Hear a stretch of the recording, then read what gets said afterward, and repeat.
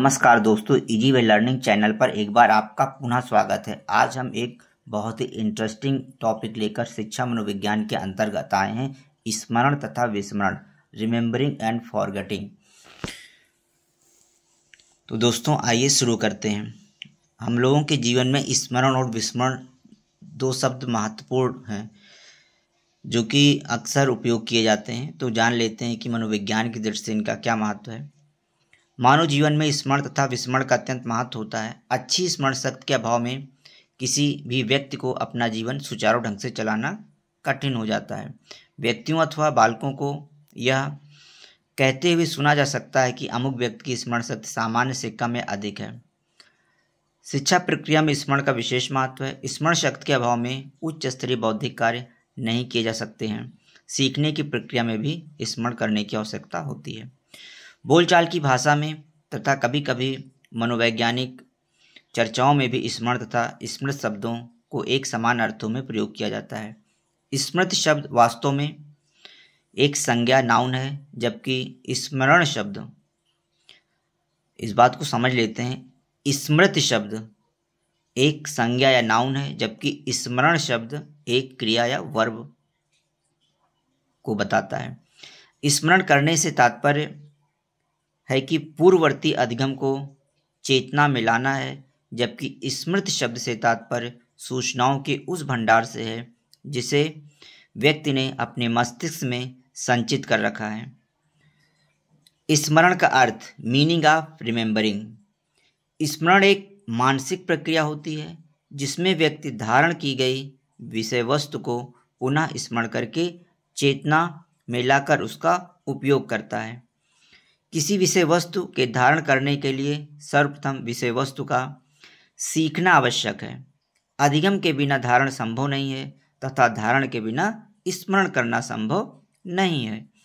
अधिगम के फलस्वरूप प्राणी में कुछ संरचनात्मक परिवर्तन, स्ट्रक्चरल चेंज होते हैं, जिन्हें स्मृति चिन्ह, मेमोरी ट्रेसेस कहते हैं। ये स्मृति चिन्ह तब तक निष्क्रिय रूप में पड़े रहते हैं जब तक कोई बाहरी उद्दीपक उन्हें जागृत नहीं करता है। ये स्मृति चिन्ह अर्थात संरचनात्मक परिवर्तन किस रूप में होते हैं यह कहना कठिन है। फिर भी इन्हें जैविक रासायनिक परिवर्तन, बायोकेमिकल चेंज के रूप में स्वीकार किया जा सकता है। विभिन्न प्रकार के मनोवैज्ञानिकों ने स्मरण शब्द को परिभाषित करने का प्रयास किया है। आइए देख लेते हैं। हिलगार्ड तथा एटकिंसन के अनुसार स्मरण क्या होता है? पूर्व में सीखी गई प्रतिक्रियाओं के कुछ लक्षणों को वर्तमान में अनुक्रिया में व्यक्त करना ही स्मरण है। To remember means to show in present response some signs of earlier learn responses, Hilgard and Atkinson. दोस्तों, वुडवर्थ की परिभाषा बहुत ही इम्पॉर्टेंट है। वुडवर्थ ने स्मृति को परिभाषित करते हुए कहा है कि पूर्व में सीखे गए ज्ञान का प्रत्यक्ष उपयोग ही स्मृति है। Memory consist in remembering what has previously has been learn. Eysenck के अनुसार स्मृति प्राणी की वह योग्यता है जिसके द्वारा वह पूर्व में संपन्न अधिगम प्रक्रियाओं में सूचना एकत्रित करता है तथा विशिष्ट उत्तेजनाओं के प्रत्युत्तर देने में इन सूचनाओं को पुनः प्रस्तुत करता है। दोस्तों, हम कह सकते हैं कि स्मृति वह योग्यता है जो पूर्व अनुभवों तथा अधिगम से सीखी गई बातों को संचित करने तथा कालांतर में उसका चेतन जगत में प्रयोग करने से संबंधित है। कुछ मनोवैज्ञानिकों के अनुसार स्मृति एक शारीरिक फिजियोलॉजिकल प्रक्रिया है, जबकि कुछ मनोवैज्ञानिक स्मृति को एक मानसिक प्रक्रिया मानते हैं। वास्तव में स्मृति एक मनोदैहिक, साइकोफिजिकल या साइकोफिजियोलॉजिकल योग्यता कहना अधिक उपयुक्त होगा। वास्तव में स्मृति को एक मनोदैहिक प्रक्रिया कहना अधिक उपयुक्त होगा। स्मृति के तत्व क्या होते हैं? निसंदेह स्मृति एक जटिल मनोशारीरिक योग्यता है, साइको फिजियोलॉजिकल एबिलिटी है, जिसमें निम्नलिखित 4 प्रक्रियाएं शामिल होती हैं। स्मृति में 4 प्रक्रियाएं होती हैं, इसको अच्छे से समझ लेते हैं। पहला होता है अधिगम, दूसरा होता है धारण, तीसरा होता है पुनः स्मरण, चौथा होता है पहचान। अधिगम यानी लर्निंग, सीखना। सबसे पहली बात है कि हम किसी चीज़ को सीखते हैं। धारण, रिटेंशन करना, पुनः स्मरण में लाना, और पहचान, रिकॉग्निशन। अधिगम क्या होता है? लर्निंग, किसी विषय वस्तु को स्मरण करने के लिए सर्वप्रथम उसे सीखना पड़ता है, इसलिए सीखने को स्मृति का पहला अंग कहा जाता है। बिना सीखे किसी भी विषय वस्तु का स्मरण करना संभव नहीं है तथा बिना स्मरण के सीखना भी संभव नहीं है। सीखने की प्रक्रिया के संबंध में विस्तृत चर्चा पूर्व में की जा चुकी है, अतः उसकी पुनरावृत्ति करना उचित प्रतीत यहाँ पर नहीं होता है। दोस्तों, धारण क्या होता है, रिटेंशन क्या होता है? धारण स्मृति का दूसरा अंग होता है। धारण से तात्पर्य है सीखी गई बात को मस्तिष्क में संचित करने से है। अतः धारण मस्तिष्क की वह शक्ति है जो सीखे गए ज्ञान को मस्तिष्क में संचित रखती है। वुडवर्थ महोदय के अनुसार धारण वह शक्ति है जिसमें सीखी गई बातें पुनः सक्रिय होने तक निष्क्रिय पड़ी रहती हैं। जब प्राणी किसी वस्तु को सीखता है तब उसके मस्तिष्क से अचेतन अथवा अर्धचेतन में कुछ छाप पड़ जाते हैं जिन्हें स्मृति छाप, मेमोरी ट्रेसेस कहते हैं। जब तक मस्तिष्क में ये छाप नहीं बने रहते तब तक सीखी गई बातें मस्तिष्क में सुरक्षित रहती हैं और आवश्यकता होने पर उनका पुनः स्मरण किया जा सकता है। परंतु स्मृति चिन्हों के नष्ट हो जाने पर व्यक्ति उनसे संबंधित बातों को भूल जाता है। भिन्न भिन्न व्यक्तियों में धारण शक्ति की मात्रा भिन्न भिन्न हो सकती है। धारण शक्ति को प्रभावित करने वाले मुख्य कारण मानसिक योग्यता, शारीरिक स्वास्थ्य, रुचि तथा चिंतन है। प्रायः देखा गया है कि उच्च मानसिक योग्यता तथा अच्छे स्वास्थ्य वाले व्यक्तियों में धारण शक्ति अधिक होती है। व्यक्ति जिस विषय वस्तु में रुचि लेता है तथा जिस विषय वस्तु का मनन चिंतन करता है उस विषय वस्तु की धारण शक्ति प्रायः अधिक होती है। पुनः स्मरण, रिकॉल करना। पुनः स्मरण, रिकॉल। पुनः स्मरण स्मृति का तीसरा अंग होता है। पुनः स्मरण गत अनुभवों अथवा अधिगम को वर्तमान में पुनः उत्पादन करने से है। दूसरे शब्दों में हम कह सकते हैं कि पूर्व अनुभवों अथवा सीखी गई बातों को अचेतन मन से चेतन मन में लाना ही पुनः स्मरण है। पुनः स्मरण शक्ति की धारण शक्ति पर निर्भर करता है। जो बातें जितनी अच्छी तरह से धारण की गई होती हैं उसका उतना ही अधिक सरलता से पुनः स्मरण किया जा सकता है। भय, चिंता, परेशानी, संवेगात्मक तनाव आदि पुनः स्मरण में बाधा पहुंचाते हैं। दोस्तों, हम देखते हैं अध्यापक से डरने वाला बालक अच्छी तरह से याद की गई बातों को उस अध्यापक के सम्मुख सही ढंग से दोहराने में प्रायः असफल रहता है। पहचान स्मृति का चौथा अंग है। पहचान से तात्पर्य उस विषय वस्तु को ठीक ढंग से जानने से है जिसे पूर्व समय में धारण किया गया है। अतः पहचान से तात्पर्य पुनः स्मरण में किसी प्रकार की त्रुटि न करना। उदाहरण के लिए, यदि कोई व्यक्ति अनेक वर्षों के उपरांत अपने किसी मित्र को देखता है तो देखते ही पहचान लेता है कि वह उसके साथ कक्षा 10 में पढ़ता था तथा उसका नाम राम गोपाल उदाहरण के लिए है। इसे स्मृति का चौथा अंग पहचानना कहते हैं। सामान्यतः पुनः स्मरण तथा पहचान की क्रियाएं साथ साथ चलती हैं। कभी कभी व्यक्ति पुनः स्मरण तो कर लेता है परंतु पहचान ठीक ढंग से नहीं कर पाता तथा कभी व्यक्ति पहचान तो जाता है परंतु उससे संबंधित पूर्व विवरण का पुनः स्मरण करने में कठिनाई का अनुभव करता है। दोस्तों, स्मरण के जो 4 प्रक्रियाएं होती हैं इनको क्रम से हमें याद रखना होता है। जैसे पहले अधिगम होता है, फिर धारण होता है, पुनः स्मरण होता है, पहचान होता है। इंग्लिश में अधिगम को लर्निंग कहते हैं, धारण को रिटेंशन कहते हैं, पुनः स्मरण को रिकॉल कहते हैं, पहचान को रिकॉग्निशन कहते हैं। पेपर की दृष्टि से हमको इंग्लिश का शब्द अच्छे से लर्न होना चाहिए क्योंकि हिंदी के मिलते जुलते शब्द दूसरे भी आ सकते हैं लेकिन इंग्लिश के शब्द प्रायः वही रहते हैं। तो लर्निंग, रिटेंशन, रिकॉल, रिकॉग्निशन, इसको हम एक क्रमबद्ध ढंग से याद करने के लिए एक सूत्र बना सकते हैं, LR3। LR3 यानी L एक बार रहेगा, R को 3 बार लिखेंगे, L फॉर लर्निंग पहले और R1 retention, R2 recall and R3 recognition. इस प्रकार हम इसको आसानी से क्रमबद्ध ढंग से याद कर सकते हैं। स्मरण के प्रकार, टाइप्स ऑफ मेमोरी देख लेते हैं। मनोवैज्ञानिकों ने स्मृति को कई ढंग से वर्गीकृत किया है, जैसे तात्कालिक स्मृति, इमीडिएट मेमोरी, व स्थायी स्मृति, परमानेंट मेमोरी अथवा आख्यानात्मक स्मृति, एपिसोडिक मेमोरी। भाषाई स्मृति, सिमेंटिक मेमोरी, चैत्रिक स्मृति, फोटोग्राफिक मेमोरी अथवा रटंत स्मृति, रोट मेमोरी तथा तार्किक स्मृति, लॉजिकल मेमोरी अथवा निष्क्रिय स्मृति, पैसिव मेमोरी तथा सक्रिय स्मृति, एक्टिव मेमोरी। तात्कालिक स्मृति क्या होता है देख लेते हैं। इमीडिएट मेमोरी, तात्कालिक स्मृति को सांवेदिक स्मृति, सेंसरी मेमोरी भी कहते हैं। इस प्रकार की स्मृति से तात्पर्य किसी विषय वस्तु को सीखने के उपरांत तत्काल बार दोहरा देने की क्षमता से होता है। अस्थायी स्मृति क्या होता है। टेम्परेरी मेमोरी, अस्थायी स्मृति को लघु अवधि स्मृति, शॉर्ट टर्म मेमोरी भी कहते हैं। इस प्रकार की स्मृति का तात्पर्य सीखने के थोड़े समय के उपरांत विषय वस्तु को दोहरा देने की क्षमता से होता है। अस्थायी स्मृति क्या होता है। परमानेंट मेमोरी, स्थायी मेमोरी से स्मृति से अभिप्राय सीखी गई बातों को लंबे समय के उपरांत बताने की क्षमता से होता है।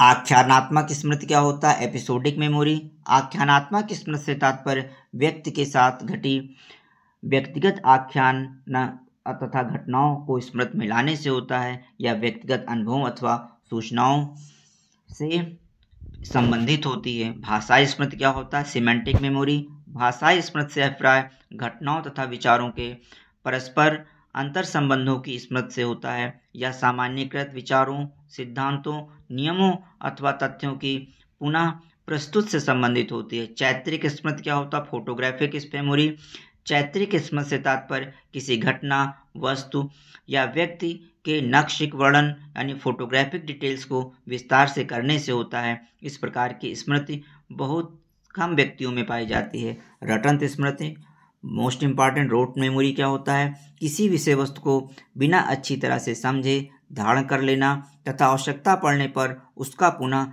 स्मरण कर लेना रटंत स्मृति कहलाता है। छोटे बच्चे छोटी कक्षाओं में जो पहाड़ा याद करते हैं, गिनती याद करते हैं, वो प्रायः रटंत स्मृति पर ही आधारित होती है। इसे यांत्रिक स्मृति, मैकेनिकल मेमोरी के नाम से भी संबोधित किया जाता है।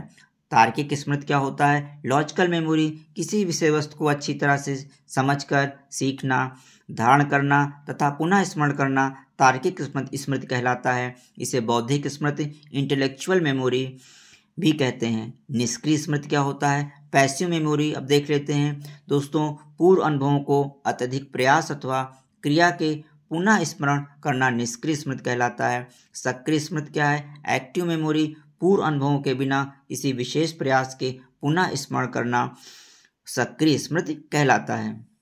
अब अच्छी स्मृति की विशेषताएं देख लेते हैं। Characteristics of good memory. अच्छी स्मृति की कुछ विशेषताएं भी होती हैं, जैसे शीघ्र अधिगम, उत्तम धारण, शीघ्र पुनः स्मरण, शीघ्र अथवा सही पहचान। शीघ्र अधिगम, क्विक लर्निंग, उत्तम धारण, गुड रिटेंशन, शीघ्र पुनः स्मरण, क्विक रिकॉल, शीघ्र तथा सही पहचान, क्विक एंड एक्यूरेट रिकॉग्निशन। दोस्तों, स्मृति के जो तत्व होते हैं उन्हीं तत्वों को यदि हम शीघ्रता से पुनः धारण कर लेते हैं, पुनः स्मृति में ला लेते हैं, तो वही अच्छी स्मृति की विशेषताएं बन जाती हैं। अच्छी स्मृति की का पहला लक्षण शीघ्र अधिगम है। जो व्यक्ति किसी बात को जितना शीघ्रता से सीख लेता है उसकी स्मृति उतनी ही अच्छी होती है। जब बालक एक दो बार पढ़ने या सुनने पर ही पाठ को याद कर लेता है तो उसकी स्मृति अच्छी समझी जाती है। अच्छी स्मृति की दूसरी विशेषता सीखी गई बात को अधिक समय तक संचित करना है। जो व्यक्ति बिना दोहराए सीखी गई बातों को अधिक समय तक मस्तिष्क में धारण कर सकते हैं उनकी स्मृति अधिक अच्छी समझी जा सकती है। अच्छी धारण शक्ति वाला बालक ही अपने पाठ को अधिक समय तक अस्थायी रूप से स्मरण रख सकता है। अच्छी स्मृति की तीसरी विशेषता शीघ्र पुनः स्मरण करना है। जो व्यक्ति पूर्व में सीखी गई बातों को जितना शीघ्र अपने चेतन मस्तिष्क में ले आता है उसकी स्मृति उतनी ही अच्छी होती है। परीक्षा में शीघ्र पुनः स्मरण करना छात्रों के लिए विशेष रूप से उपयोगी होता है। शीघ्र तथा सही पहचान अच्छी स्मृति की चौथी विशेषता होती है। अच्छी स्मृति के लिए शीघ्र व पुनः स्मरण ही पर्याप्त नहीं है, वरन शीघ्र तथा सही पहचानना भी आवश्यक होता है। परीक्षा में प्रश्नों के उत्तर देते समय बालक अनेक उत्तरों का पुनः स्मरण कर सकता है, परंतु उनमें से उचित उत्तर को शीघ्रता से तथा स्पष्ट ढंग से पहचानने पर ही उसे अच्छी स्मृति वाला बालक कहा जा सकता है। अब दोस्तों, स्मरण करने की क्या विधियां होती हैं उनको देख लेते हैं। Methods of memories. मनोवैज्ञानिकों ने स्मरण करने की अनेक विधियों का उल्लेख किया है, जैसे नंबर 1 पूर्ण तथा खंड विधि, होल वर्सेस पार्ट मेथड, शांतर तथा निरंतर विधि, spaced versus non spaced method, सक्रिय तथा निष्क्रिय विधि, एक्टिव वर्सेस पैसिव मेथड, अवबोध तथा रटंत विधि, अंडरस्टैंडिंग वर्सेस क्रैमिंग मेथड्स। स्मरण करने पूर्ण तथा खंड विधि क्या होती है? स्मरण करने की पूर्ण विधि से तात्पर्य किसी पाठ को एक साथ प्रारंभ से अंत तक दोहरा कर याद करने से है, जबकि खंड विधि में पाठ को छोटे छोटे खंडों में विभक्त करके एक एक खंड को याद किया जाता है।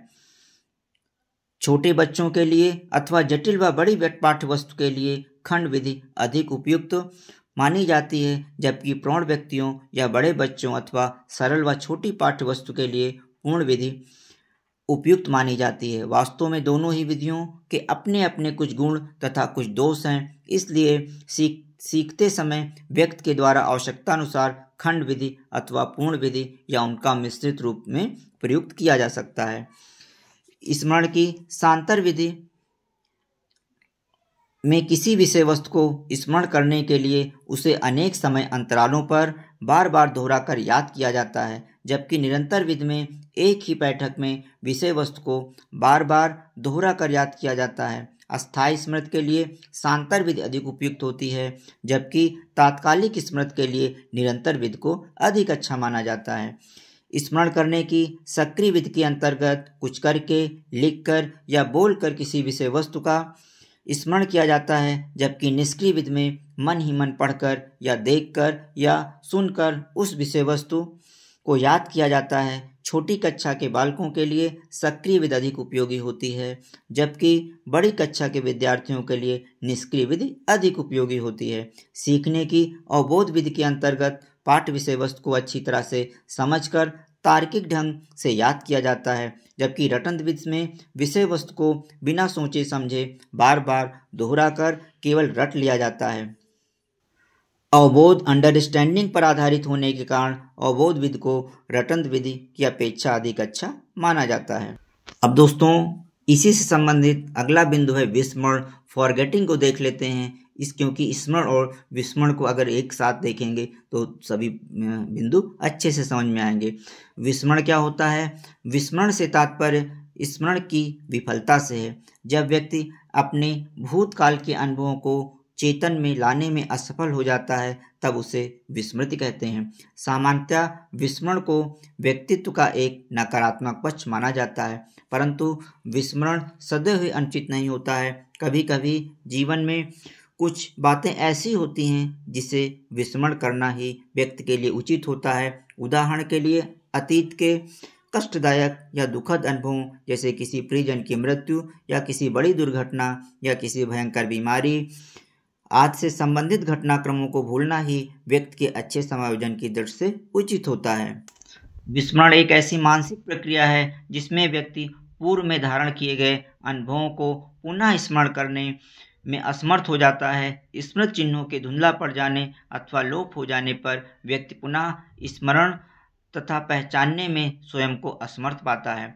एक मनोवैज्ञानिक है मन, इन्होंने विस्मृत को परिभाषित करते हुए बताया है कि सीखी गई बात को धारण रखने या पुनः स्मरण करने की असफलता ही विस्मरण होती है।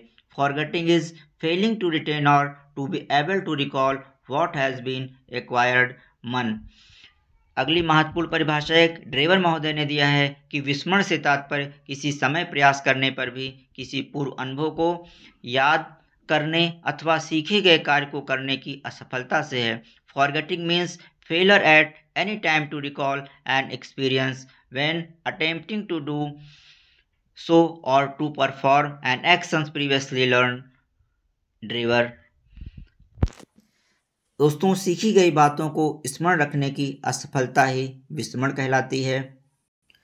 दोस्तों, विस्मरण व्यक्ति को अनावश्यक तथा स्वयं की बातों से मुक्त करती है। अनावश्यक या अवांछित बातों के विस्मरण से व्यक्ति आवश्यक तथा उपयोगी नवीन बातों को धारण करने के लिए तत्पर हो जाता है। अब चर्चा करते हैं कि स्मरण तथा विस्मरण को प्रभावित करने वाले कौन कौन से कारक होते हैं। Factors affecting remembering and forgetting. एक होता है समय अंतराल, टाइम इंटरवल। अधिगम तथा धारण के बीच समय अंतराल जितना अधिक होता है, धारण की मात्रा उतनी ही कम हो जाती है तथा विस्मरण की मात्रा उतनी ही बढ़ती जाती है। इबिंगहॉस ने विस्मरण के क्षेत्र में संभवतः सर्वप्रथम प्रयोगात्मक अध्ययन किए तथा पाया कि सीखने के उपरांत विस्मरण तीव्र गति से प्रारंभ हो जाता है। उसने देखा कि लगभग 10 घंटे में व्यक्ति सीखी गई निरर्थक सामग्री का 60% से अधिक भाग भूल जाते हैं। बाद के अध्ययनों में भी लगभग इसी प्रकार के परिणाम प्राप्त हुए। इबिंगहॉस ने विस्मरण की प्रकृति को स्पष्ट करने के लिए विस्मरण वक्र का निर्माण किया, जो कि इंगित करता है कि समय अंतराल के सापेक्षिक एक स्मृति चक्र को प्रस्तुत किया गया है, जो कि स्मरण गति को इंगित करता है। एक चित्र में ये दिखाया गया है, स्मृति एक ग्राफ दिखाया गया है कि समय के साथ साथ कैसे जो है विस्मृति की मात्रा जो है समय अंतराल के साथ साथ बढ़ती जाती है। अगला है अधिगम स्तर, लेवल ऑफ लर्निंग। अधिगम की जाने वाली विषय वस्तु का अभ्यास जितना अधिक बार किया जाता है, उसका धारण उतना ही अधिक होता है, जिसके फलस्वरूप उसका स्मरण अधिक होता है तथा विस्मरण कम होता है। अनेक अध्ययनों ने यह सिद्ध कर दिया है कि एक निश्चित सीमा तक अधिगम की मात्रा अर्थात पुनरावृत्ति बढ़ाने पर धारण की मात्रा भी तीव्र गति से बढ़ती है, परंतु उस सीमा के उपरांत अधिगम की मात्रा बढ़ाने पर धारण उसी अनुपात में नहीं बढ़ती है। अगला है पाठ्य वस्तु की सार्थकता। अधिगम की गई विषय वस्तु की सार्थकता अधिगम प्रक्रिया को प्रभावित करती है। सार्थक विषय वस्तु का अधिगम शीघ्र होता है। वस्तुतः अधिगम जितना सरल, सहज तथा तीव्र गति से होता है, उसका स्मरण उतना ही अधिक होता है, जबकि विस्मरण उतना ही कम होता है। अनेक मनोवैज्ञानिक अध्ययनों ने यह सिद्ध कर दिया है कि निरर्थक सामग्री का विस्मरण अधिक होता है। दोस्तों, स्मृति और विस्मृति को अन्य अनेक कारक भी प्रभावित करते हैं, जैसे इच्छा, विल टू रिटेन, अधिगम, वातावरण, मानसिक स्थिति, अभिप्रेरणा, सीखने की विधि, मानसिक स्थिति, मादक द्रव्यों का सेवन आदि भी स्मृति और विस्मृति को प्रभावित करते हैं। विषय सामग्री के अधिगम में अथवा उसे स्मरण रखने में रुचि न होने पर विषय सामग्री का विस्मरण अधिक शीघ्रता से होता है। अप्रेरणा के अभाव में भी विस्मरण अधिक शीघ्रता से होता है। जिस कार्य को व्यक्ति जितना कम रुचि, ध्यान, इच्छा तथा प्रेरणा से सीखता है, उसका उतना ही शीघ्र भूलना हो जाता है। संवेगात्मक दशाएं जैसे भय, क्रोध, स्नेह आदि भी स्मरण विस्मरण को प्रभावित करती हैं। व्यक्ति की मानसिक स्थिति का भी उसकी स्मरण शक्ति पर प्रभाव पड़ता है। मानसिक द्वंद्व, मानसिक आघात अथवा मानसिक रोग आदि विस्मरण को बढ़ा देते हैं। मादक द्रव्यों का सेवन मानसिक शक्तियों को क्षीण कर देता है, अतः मानसिक पदार्थों के सेवन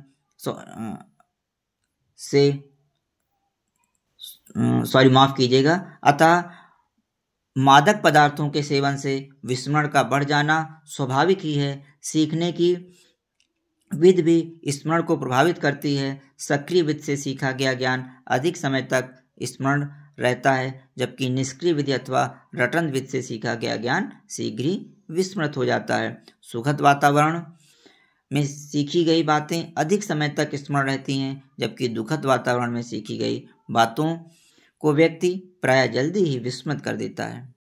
स्मृति प्रशिक्षण। भिन्न भिन्न व्यक्तियों की स्मरण शक्ति में अंतर पाया जाता है। स्मृति को बढ़ाने के कुछ उपाय हैं जो सहायक हो सकते हैं, जैसे सीखने की इच्छा स्मरण शक्ति को प्रभावित करती है। जब तक कोई व्यक्ति सीखने का इच्छुक नहीं होता है, तब तक उसमें उस स्मृति प्रशिक्षण, स्मृति को बढ़ाने के कुछ उपाय हैं। अगर उनको हम ध्यान में रखें तो स्मृति शक्ति बढ़ सकती है। पहला है सीखने की इच्छा स्मरण शक्ति को प्रभावित करती है। जब तक कोई व्यक्ति सीखने का इच्छुक नहीं होता है तब तक उसमें उस वस्तु को स्मरण करने की ललक नहीं होती है। अतः अच्छे स्मरण के लिए सीखने की इच्छा का होना बहुत आवश्यक होता है। अध्यापकों तथा अभिभावकों को शिक्षण कार्य करते समय सर्वप्रथम बालकों में सीखने की इच्छा उत्पन्न करनी चाहिए, जिससे सीखी गई विषय वस्तु अथवा बातें बालकों के द्वारा सरलता व शीघ्रता से स्मरण की जा सकें। दूसरा है, करके सीखने को सीखने की एक अधिक अच्छी विधि माना जाता है। जब व्यक्ति किसी कार्य को करके सीखता है तब वह अधिक समय तक स्मरण रहता है। यही कारण है कि सक्रिय स्मृति को निष्क्रिय स्मृति की तुलना में श्रेष्ठ माना जाता है। अध्यापकों तथा अभिभावकों को बच्चों में करके सीखने की आदत विकसित करनी चाहिए, जिससे सीखी गई विषय वस्तु अधिक समय तक स्मरण रहे। संबंधित पाठ वस्तु अधिक समय तक स्मरण रहती है, इसलिए नवीन सीखी गई विषय वस्तु को पूर्ववर्ती सीखी गई विषय वस्तु से संबंधित करके सिखाया जाना चाहिए। वस्तुतः स्मृति में विभिन्न प्रकरणों में परस्पर संबंध का अत्यंत महत्व है तथा परस्पर संबंधित करके बताई गई बातें व्यक्ति को शीघ्रता से स्मरण हो जाती हैं तथा अधिक समय तक याद रहती हैं। अगला है, सीखी गई विषय वस्तु को अधिक समय तक स्मरण रखने का सर्वाधिक सरल उपाय उसे समय समय पर दोहराना है। समय अंतरालों पर दोहराने की स्मृति के क्षरण की पूर्ति होती रहती है। यदि छात्र समय समय पर सीखी गई बातों को दोहराते रहेंगे तब वह अधिक समय तक स्मरण में रहेंगी बातें। अगला है, सीखने के उपरांत विश्राम भी स्मरण शक्ति को प्रभावित करता है। सीखने के बाद विश्राम न लेने या अत्यधिक विश्राम लेने से स्मरण शक्ति घट जाती है। संभवतः सीखने के उपरांत कुछ मिनटों का विश्राम थकावट के प्रभाव को समाप्त कर देता है, जिसके परिणाम स्वरूप धारण शक्ति अच्छी हो जाती है। सीखने के उपरांत अत्यधिक अंतराल हो जाने पर विस्मरण का प्रभाव होने लगता है। अगला है, पाठ सामग्री का सार्थक अथवा असार्थक होना भी स्मरण को प्रभावित करता है। प्रयोगों में देखा गया है कि सार्थक विषय वस्तु को स्मृति अधिक अच्छी होती है, यानी सार्थक विषय वस्तु की स्मृति अधिक अच्छी होती है, जबकि असार्थक विषय वस्तु की स्मृति कम होती है। अतः बालकों को अर्थयुक्त विषय वस्तु ही पढ़ाई जानी चाहिए। इसके साथ साथ पढ़ाई जाने वाली पाठ सामग्री की महत्ता भी छात्रों को बताई जानी चाहिए। अब सारांश रूप में महत्वपूर्ण बातों को देख लेते हैं। स्मरण तथा विस्मरण का मानव जीवन में अत्यंत महत्व होता है। स्मरण से तात्पर्य पूर्व में अर्जित ज्ञान का कालांतर में उपयोग करना है। अधिगम, धारण, पुनः स्मरण तथा पहचान को स्मृति के 4 तत्व कहा जाता है। स्मरण करने की अनेक विधियां हैं, जैसे पूर्ण विधि व खंड विधि, शांतर विधि व निरंतर विधि, सक्रिय विधि व निष्क्रिय विधि, अवबोध विधि व रटंत विधि। विस्मरण से तात्पर्य सीखी गई बात को पुनः स्मरण करने की विफलता है। समय अंतराल, अधिगम स्तर, पाठ्य वस्तु की सार्थकता, सीखने की इच्छा, सीखने की विधि, बुद्धि स्तर जैसे अनेक कारक स्मरण को प्रभावित करते हैं। सार्थक प्रशिक्षण से स्मरण को कुछ सीमा तक बढ़ाया जा सकता है। तो दोस्तों, आज के वीडियो में इतना ही रखते हैं। फिर मिलते हैं अगले किसी नए वीडियो में नई जानकारी के साथ। उम्मीद है कि आज का वीडियो आपके लिए अत्यंत ही उपयोगी सिद्ध हुआ होगा और स्मृति और विस्मृति को समझने में एक अच्छी समझ विकसित हुई होगी। धन्यवाद।